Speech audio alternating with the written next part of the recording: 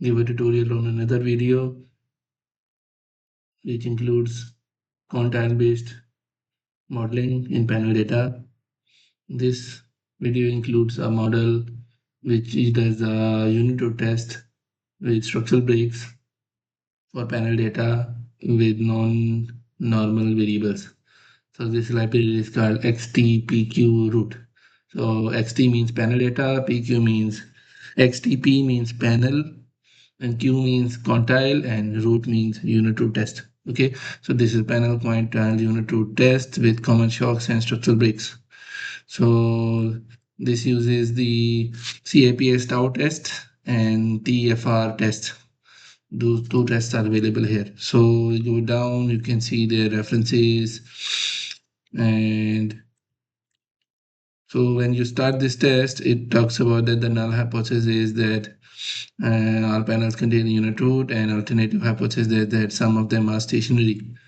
Okay, and then TFR test says that all panels have unit root and some are stationary.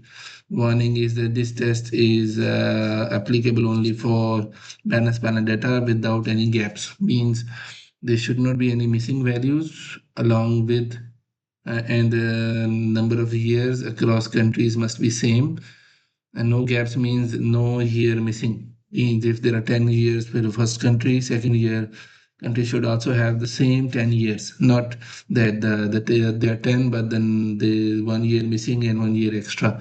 So you can use XT describe to check if the data is there. Then at least T more than 15 is required, and N more than 3. And we already know that if T is small, it may produce unreliable results. So you try to make sure that you apply on a longer panel data. So let's go down and I will move it aside and load the data. So there are example data is we've used Greenfield. So data is loaded. Okay, and then I will do XT test, XT set. So this is panel data from 1935 to 1954.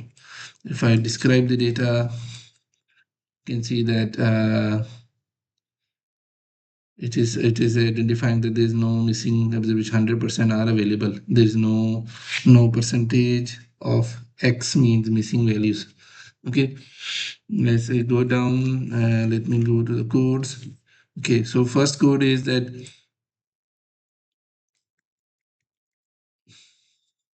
we set the seed for the simulations, and then I will apply XTPQROOT on invest variable, okay, with intercept and lags2 and 100 replications. Okay, so when I run this,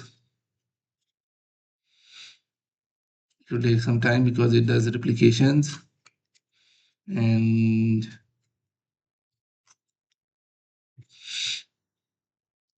let's wait for this. So now we go to the test. It says that this is invest variable and number of years, number of lag order, the replications. Okay, so the panel unit root test overall is CIPS minus 1.48, p-value 0.495.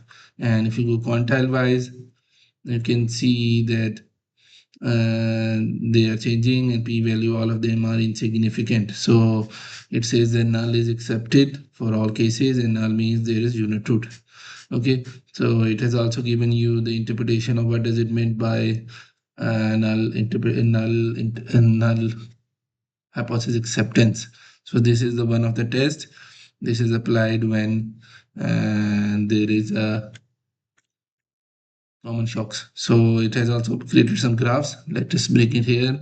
So you can see the CIPS value. It's making a somewhat inverted U shape, and most of the case the p value, the mean value of p rho, the rho is calculated, and from there the test is calculated. So rho is less than is near to 0, and it's on the positive side. So that's why it is non-stationary. Okay, so if the rho is 1, it means it's a perfect unit root, and if the rho is near to 1, it means there is unit root. So it is just showing that, so at a what you call it, 90% confidence interval. Most of the case, the interval, the unit root is within the interval. So that's why there is unit root. So it has visualized the unit root test. Okay, let's have a look at the second command. Let's see if there is any other for breaks. Uh,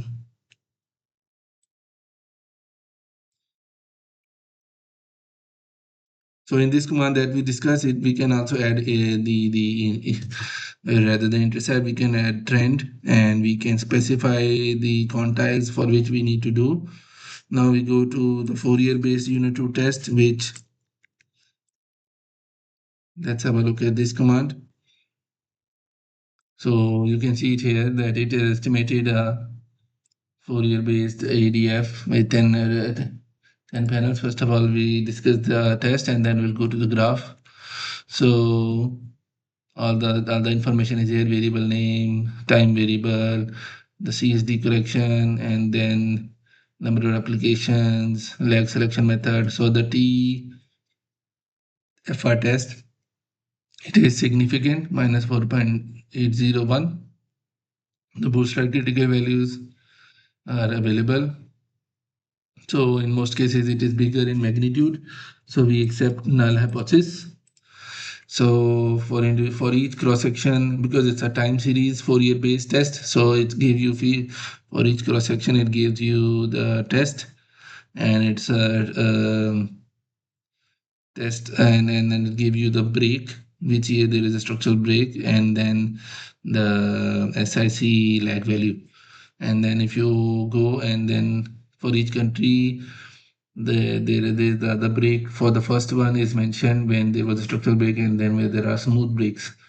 Okay, so this way you can identify structural breaks in the data, and when you go to null hypothesis, you can see that when you allow for structural breaks, some of the cross sections, some of the panels are stationary.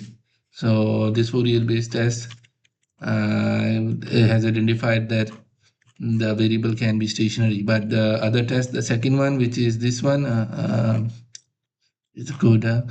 This one, Fourier based. So it shows that if you allow for the breaks, some of the panels are stationary. So this is the command that I wanted to give a tutorial on. So you can use it specifically when you have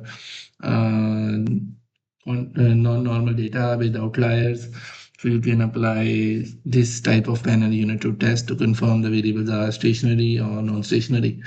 Some of the limitation I already discussed. So you can go through the help manual, and if you have more queries, you can contact the author of the library and get help from him. Thank you very much for watching.